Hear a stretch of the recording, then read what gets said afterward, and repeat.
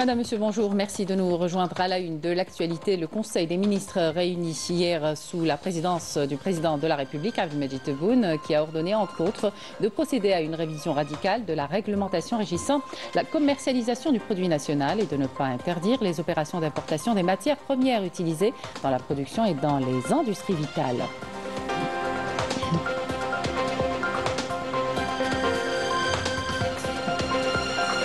Le verdict annulant 2 accords commerciaux entre l'UE et le Maroc relatifs au secteur de la pêche et de l'agriculture et qui incluaient illégalement le territoire du Sahara occidental suscite encore des réactions qui appellent au respect du droit international. On parlera de ces enquêtes journalistiques réalisées par des journalistes étrangers ayant révélé des dessous du système du Makhzen qui tente de cacher la corruption qui gangrène le royaume. Selon certains rapports, des sommes colossales sont allouées à la famille royale qui pèse lourdement sur les finances publiques alors que la population marocaine vit dans la précarité. On terminera le journal avec les championnats du monde du backyard organisés pour la première fois en Algérie, une discipline considérée comme la plus difficile au monde qui exige des coureurs une force physique et mentale puisqu'elle peut durer plus de 24 heures. 25 heures, c'était le meilleur temps réalisé lors de ces championnats. Bienvenue à tous. Nous entamons ce journal avec le Conseil des ministres réuni hier sous la présidence du président de la République, Abdelmadjid Tebboune. Plusieurs mesures ont été approuvées, notamment la bourse des étudiants et des enseignants-chercheurs aux écoles supérieures du pôle scientifique et technologique de Sidi Abdallah. Le président de la République a ordonné, entre autres, de ne pas interdire les opérations d'importation des matières premières utilisées dans la production et dans les industries vitales et de procéder à une révision radicale de la réglementation régissant la commercialisation du produit national. Plus de précisions avec Yasmine Swadi.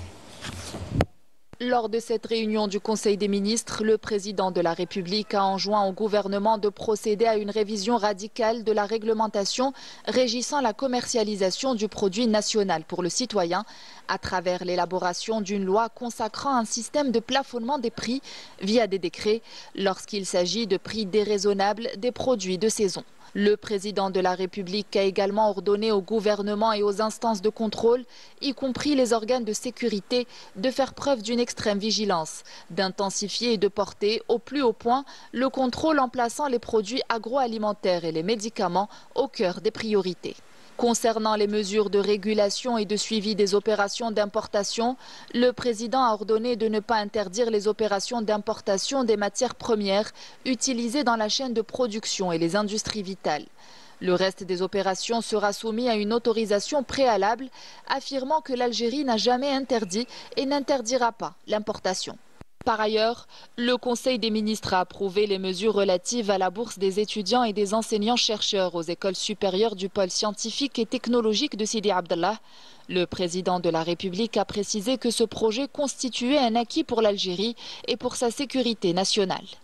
S'agissant des préparatifs pour la réalisation d'une importante œuvre cinématographique sur l'émir Abdelkader, le président de la République a donné instruction pour le lancement d'un appel d'offres international pour la production et la réalisation en vue de conférer à cette œuvre une dimension universelle vu la haute symbolique que représente l'émir Abdelkader, de par son parcours dans l'édification de l'Algérie contemporaine et son rayonnement international. Industrie avec cette unité de sable industriel à El Bouaghi qui participe grandement à combler le besoin du marché national. Des milliers de tonnes de cette matière importée auparavant sont aujourd'hui livrées par l'entreprise pour différents projets. Mohamed Zemouli et Majda Jahmouna. Implantée à El Bouaghi dans la daïra de Ain Baïda, cette unité de production de sable artificiel s'est donnée pour mission de fabriquer ce matériau aux multiples usages. Concassé mécaniquement à partir de roches naturelles, il est essentiel au secteur du bâtiment, à celui de l'électrométallurgie, utilisé également dans le domaine de la verrerie, la fonderie, dans la production de peinture et de colle et entre même dans la composition des aliments pour poules pondeuses. Les principaux secteurs utilisant le sable artificiel sont ceux du dessalement de l'eau de mer et du traitement des eaux. Il est utilisé également pour le traitement des surfaces et dans la fabrication de différents types de mortiers.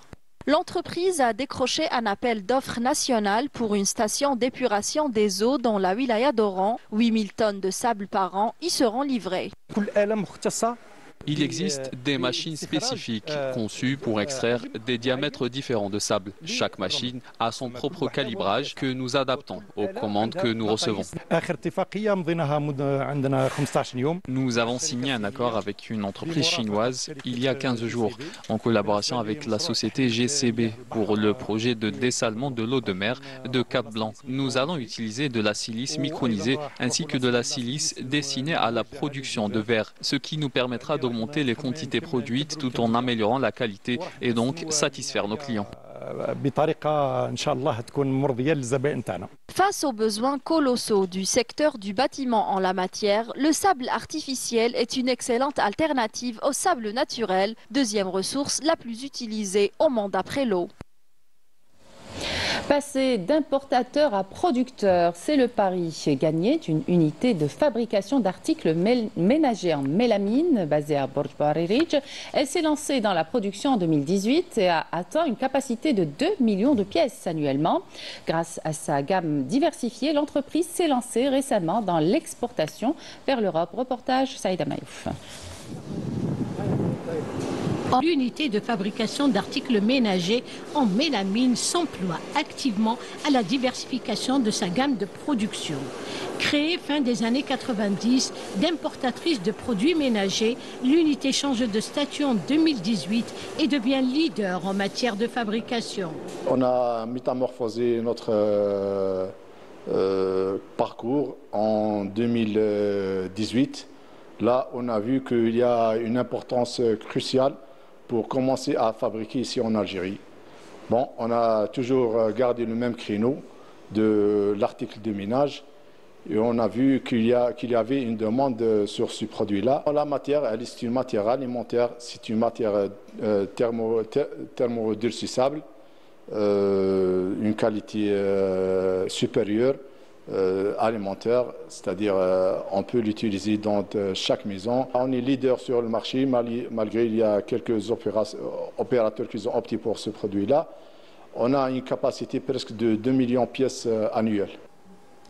Après satisfaction du marché national grâce à une main-d'œuvre qualifiée dépassant la centaine de postes d'emploi, l'unité s'est tournée vers la conquête des marchés internationaux. On a presque 150 produits, presque tous les ustensiles de la cuisine, même pour les universités et même on a opté dernièrement pour les professionnels de gastronomie et de restauration. On a fait déjà deux expériences d'exportation vers l'Europe. Bon, on a eu un écho très favorable pour nos produits. On a fait directement l'exportation vers la France. Voilà, et les produits ont été distribués en France. Ça fait 6 mois que j'ai été embauché dans cette unité. J'ai un diplôme de technicien supérieur en comptabilité et gestion. J'apprends chaque jour un peu plus sur le mode de fabrication et sur la mélamine en tant que matériau solide et durable. Cet investissement a pu se frayer un chemin certain sur la scène économique grâce à l'appui de l'Agence algérienne de promotion de l'investissement, l'API, notamment à travers ses avantages offerts par son guichet unique décentralisé. Au départ, en 2018, on a commencé la fabrication avec 5 employés seulement et on s'est agrandi et le rythme de production s'est accéléré au fil des ans. Notre investissement s'est élargi grâce à la nouvelle loi sur l'investissement et tous les avantages qu'elle offre aux porteurs de projets. Le guichet unique décentralisé de l'API vise à permettre aux opérateurs économiques nationaux d'accomplir en un même lieu et en un délai record l'enregistrement, les formalités et les déclarations auxquelles ils sont tenus. Ces guichets sont les interlocuteurs uniques des investisseurs au niveau local. Ils assurent les missions d'assistance et d'accompagnement dans l'accomplissement des formalités relatives à l'investissement. Cette unité, une valeur ajoutée certaine à l'économie nationale, demeure une manière judicieuse de réduire la dépendance à l'égard des importations et augmenter les exportations hors hydrocarbures. Et puis cette information qui devrait vous intéresser, la compagnie aérienne nationale Air Algérie annonce l'annulation et la révision des horaires de plusieurs de ses vols internationaux et domestiques à partir d'aujourd'hui jusqu'au 1er novembre prochain. La compagnie nationale invite tous ses passagers à se rendre dans les agences commerciales où ils avaient acquis leurs billets, à contacter le call center d'Air Algérie au numéro court 3302 ou à consulter le site web de la compagnie pour avoir plus d'informations. Le verdict annulant 2 accords commerciaux entre l'UE et le Maroc relatifs au secteur de la pêche et de l'agriculture et qui incluaient illégalement le territoire du Sahara occidental suscite encore des réactions qui appellent au respect du droit international. La Cour de justice de l'Union européenne a affirmé que le Front Polisario était le représentant unique et légitime du peuple sahraoui, lui garantissant le droit de plaider devant les tribunaux de l'UE au nom du peuple du Sahara occidental. La décision de la Cour de justice de l'Union européenne au sujet du Sahara occidental continue de susciter des réactions en chaîne. Ce jugement, qui représente un coup dur pour le Maroc et ses alliés, accentue les dissensions au sein de l'Union européenne. L'Allemagne a rapidement exprimé son soutien à la décision, appelant au respect de la justice européenne. D'autres pays membres semblent suivre cette voie, divisant ainsi l'Europe sur la question sahraoui, comme le montrent les médias belges. Je crois que l'exécutif européen ressent une extrême gêne après avoir été condamné par la Cour de justice de l'Union européenne parce qu'il a entériné des accords avec le Maroc. Pour le peuple sahraoui, il s'agit d'une nouvelle victoire dans leur lutte pour la reconnaissance du Sahara occidental. La Cour confirme une nouvelle fois que toute exploitation des ressources du Sahara sans leur consentement est illégale. Cette décision remet en cause les intérêts du Makhzen et renforce l'idée que la question sahraoui demeure une affaire de décolonisation non résolue. Cette décision est une victoire contre ce type d'accord signé avec le Maroc, qui inclut un autre pays que celui concerné. Ils occupent les terres du Sahara occidental et l'Union européenne doit être prudente. Nous soutenons non seulement nos frères et sœurs au Sahara occidental, mais aussi dans toutes les régions du monde.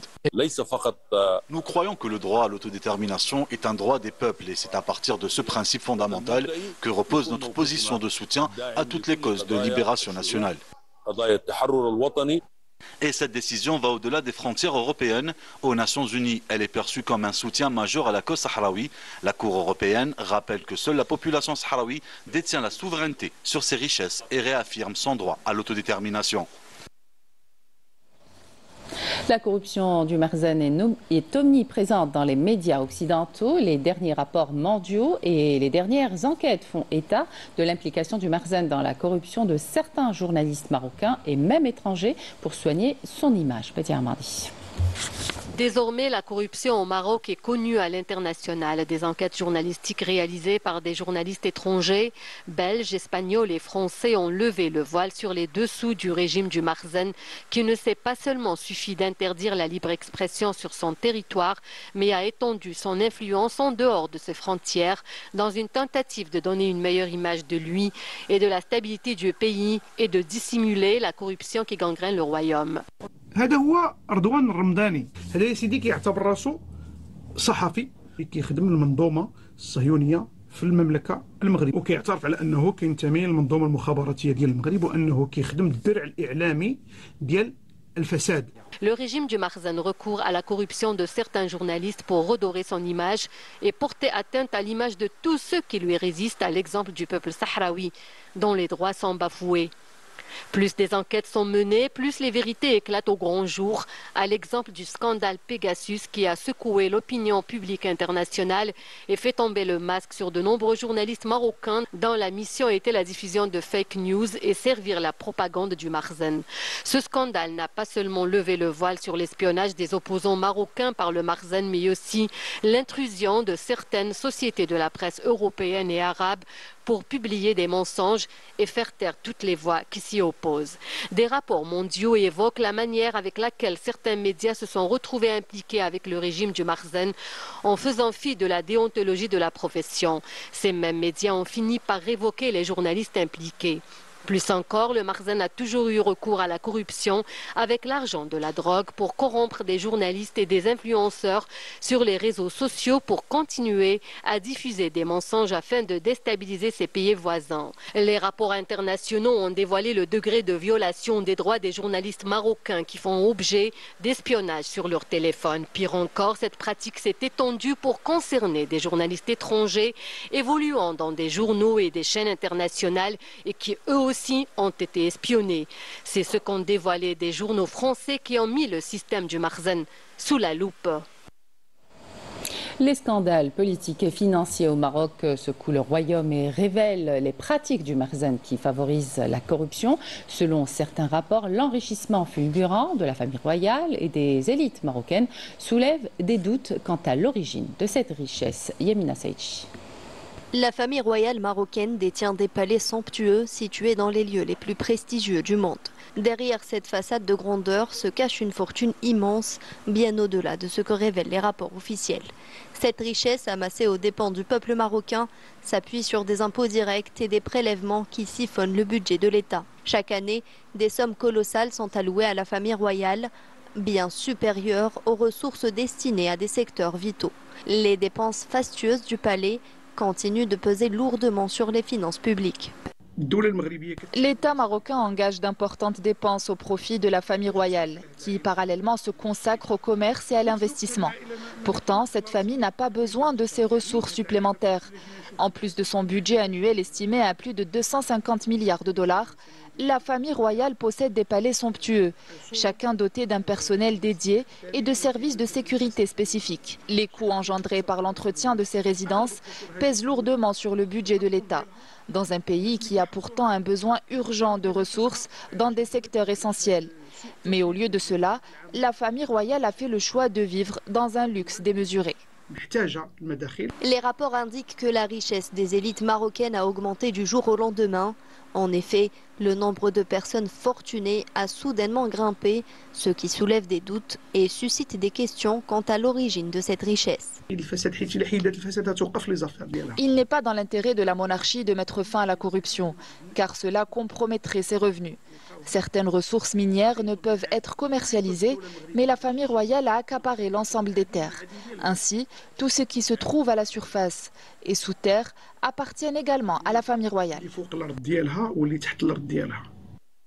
Tandis que la famille royale accumule une richesse démesurée, le peuple marocain souffre de l'épuisement de ses ressources au profit d'une élite restreinte qui défend les intérêts de la famille au pouvoir. Cette élite exerce un contrôle sur l'économie, la politique et même sur les institutions gouvernementales censées servir la population. Les personnes qui avaient un emploi et pouvaient mener une vie décente se retrouvent en difficulté. Il devient de plus en plus compliqué de payer son loyer et de faire ses courses au Maroc. On ne comprend pas ce qui se passe, notamment ces dernières années, mais la vie est devenue très dure pour nous. La pauvreté augmente de façon alarmante. Les prix des produits de large consommation ont doublé et les salaires n'ont pas suivi. La population marocaine vit dans la précarité, tandis que la richesse de la famille royale repose sur leurs souffrances.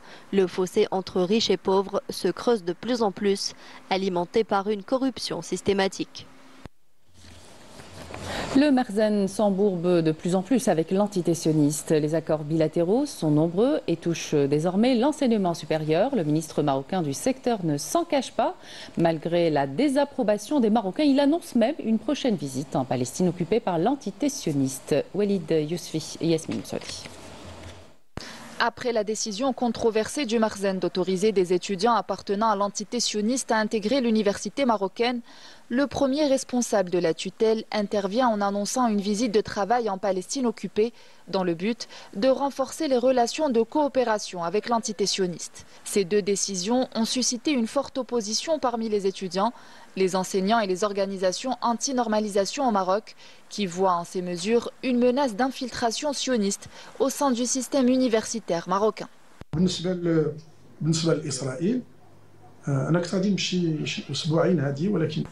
Concernant Israël, je compte m'y rendre après le mois de novembre. Nous avons de très bonnes relations, notamment en matière de recherche scientifique.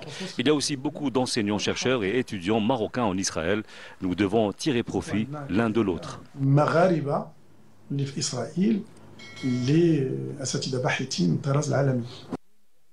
Qualifié comme coup de poignard dans le dos du peuple palestinien, l'Union nationale des étudiants du Maroc dénonce cette normalisation académique. Les manifestations et appels à la mobilisation se multiplient pour barrer la route à cette décision perçue comme une trahison. L'organisation du renouveau estudiantin et d'autres mouvements ont intensifié leur mobilisation, affirmant que cette décision ouvrait la voie à l'infiltration du secteur universitaire marocain et au domaine de la recherche scientifique, impactant ainsi l'intégrité académique et la souveraineté marocaine. Le point sur la situation à Gaza où le nettoyage ethnique de populations palestiniennes se poursuit. Au moins 2 Palestiniens sont tombés en martyrs et d'autres ont été blessés ce matin dans un premier bilan du bombardement par l'armée sioniste du nord-ouest de la ville de Gaza, coïncidant avec la poursuite de son siège militaire sur le gouvernorat du nord de la bande de Gaza. L'aviation sioniste a également visé le camp de Jabalia, faisant de nombreux martyrs et des blessés. Et au Liban, 6 personnes d'une même famille sont tombées en martyrs ce matin à l'aube dans un nouveau massacre commis par l'armée sioniste dans la ville de Belbek, à l'est du Liban. L'émissaire spécial du président américain est arrivé ce lundi au Liban où il doit notamment rencontrer le chef du Parlement, Nabih Berri, chargé de négocier un cessez-le-feu au nom du Hezbollah. Il doit également s'entretenir dans l'après-midi avec le Premier ministre Najib Mikati. Sport pour terminer avec cette discipline considérée comme la plus difficile au monde. Il s'agit du backyard, un sport qui sollicite le physique et le mental des coureurs puisque la course peut durer plus de 24 heures. Le meilleur temps réalisé lors des championnats du monde par équipe est de 25 heures organisés pour la première fois en Algérie. Le compte rendu de Sarah Terbel. 25 heures, 25 boucles ou 167,5 km parcourus par Malek Lamroul, un coureur qui a repoussé ses limites pour devenir le vainqueur de cette première édition de Backyard, organisée en Algérie. C'était éprouvant, c'était vraiment difficile. Des boucles, la forme revenait, des boucles, c'était vrai, on se disait, j'avais des doutes. Après, je faisais le tour. Ce qui est sûr, c'est que Lies, il est meilleur que moi. 52 tours, je ne pourrais pas les faire.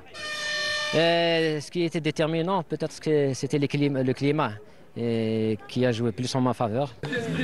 Et celui qui détient le record algérien avec 52 heures, à savoir Lies Marlouf, n'a malheureusement pas pu atteindre son objectif. Il y avait une équipe très homogène, mais il fait 25 degrés. Chez nous, il en fait 15. Au bout d'un moment, ça passe plus. Déshydratation. J'ai tout ce que je pouvais. Malek est un très bon coureur. Ça ne lui enlève pas sa performance. Il a gagné sur le terrain. Sur les 15 participants, on retient également le nom de Zohra Djebrouni, la nouvelle recordwoman algérienne avec 22 boucles au compteur. Une autre femme a marqué les esprits. Il s'agit bien de l'incroyable Saïda Younsi. Elles ont prouvé que la détermination et la résilience ne sont pas une question de genre, mais bien de volonté. C'était dur, surtout à la fin, parce que j'avais des blessures et tout. Mais j'ai géré mon temps. Voilà. Je suis partie à faible allure, d'accord ? J'ai gardé la même allure pendant toutes les boucles. Un événement très particulier parce que c'est pas courir d'affilée tous les kilomètres, mais c'est de se reposer un petit peu et de redémarrer. La difficulté, elle est là finalement, parce que pendant ce laps de temps, il faut savoir comment se reposer, s'alimenter, boire. Donc c'est assez compliqué. Rassurez-vous, cette compétition ne présente aucun danger pour la santé des coureurs, à condition de respecter certaines règles. Et puis ces courses sont encadrées par une équipe médicale qui a l'obligation de veiller sur leur santé et qui a aussi l'obligation de prédire tel athlète ou tel athlète pourra finir ou tel athlète est dans la difficulté, qu'il faudra le surveiller de très près, quitte à suggérer au directeur de la course de l'arrêter pour des raisons bien sûr de santé. Mais pour ça, ce n'est pas subjectif, on a des paramètres d'évaluation. Un véritable défi pour les athlètes, mais aussi pour les organisateurs. Alhamdoulilah, ça s'est très bien passé pour une première édition grâce à la collaboration de toute une équipe. Ce qu'on a vu aujourd'hui, c'est les championnats du monde par équipe.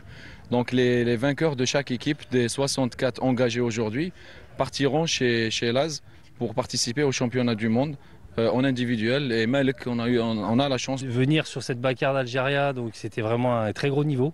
C'était une première, mais une première très solide. Les athlètes étaient vraiment présents et l'organisation était vraiment super. Une très bonne organisation de la part du Gaïa Athletic Club. Cette première édition de la Backyard Ultra en Algérie restera sans doute gravée dans l'histoire du sport national et dans les esprits de ses participants. Voilà qui termine cette édition. Merci de votre attention. Excellente suite des programmes sur Canal Algérie.